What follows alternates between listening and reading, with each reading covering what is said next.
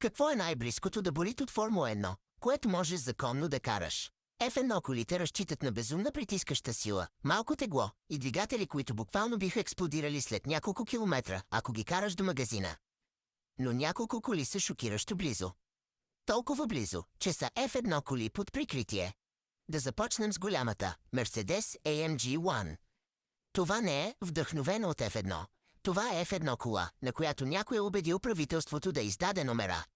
Използва истински задвижващ агрегат на Mercedes F1. 1,6 литров турбо V6, взет направо от шампионската кола на Хамилтън.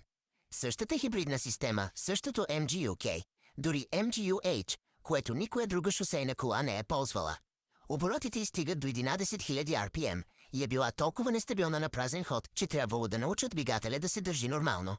Това е най-близкото до Формула 1, до което някой е стигал извън питлейна. После е Астън Мартин Валкири.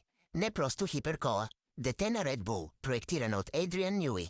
На практика е прототип за Le Mans Wi-Fi. Чудовищен Cosworth V12 с 11 100 RPM, F1 стил аеродинамика толкова агресивна, че изглежда незаконна, и управление, което има смисъл само над трицифрени скорости. Това са коли, пътнически състезателни програми, а да караш една, това е най-близкото, до което нормален човек ще стигне до Формула 1.